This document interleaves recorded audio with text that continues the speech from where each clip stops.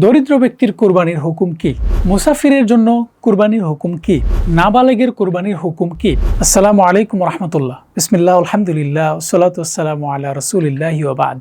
সম্মানিত দর্শক শ্রোতা, আমরা কুরবানির মাসাইল নিয়ে আলোচনা করছিলাম। চলুন শুরু করা যাক। নাবালেগের কুরবানির হুকুম কি? অর্থাৎ যে শিশু বালেগ হয়নি তার কুরবানির হুকুম কি? নাবালেগ শিশু কিশোর তদ্রূপ যে সুস্থ মস্তিষ্ক সম্পন্ন নয়, নেসাবের মালিক হলেও তাদের উপর কুরবানি ওয়াজিব নয়। অবশ্য তার অভিভাবক নিজ সম্পদ দ্বারা তাদের পক্ষে কুরবানি করলে তা সহিহ হবে। অর্থাৎ আমরা বুঝলাম যে নাবালক শিশু কিশোর যারা আছে এবং যাদের মস্তিষ্কে সমস্যা আছে, যা পাগল যদি আমরা বলতে পারি, সুস্থ মস্তিষ্ক সম্পন্ন নয়, সেই ব্যক্তি যদি বা সেই শিশুরা যদি, সেই নাবালেগ যদি নেসাবের পরিমাণ সম্পদের মালিকও হয়, তার উপর কুরবানি ওয়াজিব হবে না। অবশ্য এই যে নাবালেকের বা এই যে অসুস্থ মস্তিষ্ক সম্পন্ন মানুষ, তার পক্ষ থেকে যদি কোনো অভিভাবক সম্পদ থেকে, নিজ সম্পদ থেকে কুরবানি দেয়, তাহলে তা সহিহ হয়ে যাবে। মুসাফিরের জন্য কুরবানির হুকুম কি?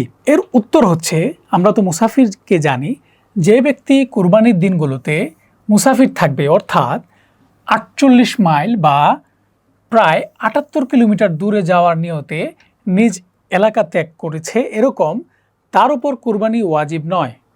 অর্থাৎ আমরা যদি এক কথাই বলি যে ব্যক্তি মুসাফির, অর্থাৎ 48 মাইল বা 78 কিলোমিটার দূরে যাওয়ার নিয়ত করেছে, নিজ এলাকা ত্যাগ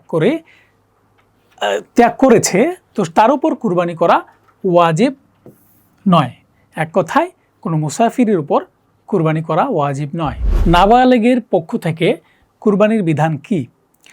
আমরা জানি নাবালেগ মানে হচ্ছে যে শিশু বা কিশোর বালকত্ব অর্জন করেনি, যা বালেগ হয়নি। তো নাবালেগের পক্ষ থেকে কুরবানি দেওয়া অভিভাবকের উপর ওয়াজিব নয়। অর্থাৎ নাবালেগের যে অভিভাবক আছেন তার উপরে নাবালেগের পক্ষ থেকে কুরবানি করা ওয়াজিব নয়। যদি অভিভাবক কুরবানি না করেন তাহলে তিনি গুনাহগার হবেন না, কারণ নাবালেগের পক্ষ থেকে অভিভাবকের কুরবানি করা ওয়াজিব নয়। দরিদ্র ব্যক্তির কুরবানির হুকুম কি? অর্থাৎ একজন ব্যক্তি যার নেসাব পরিমাণ সম্পদ নেই, সে কুরবানি দিবে কি না?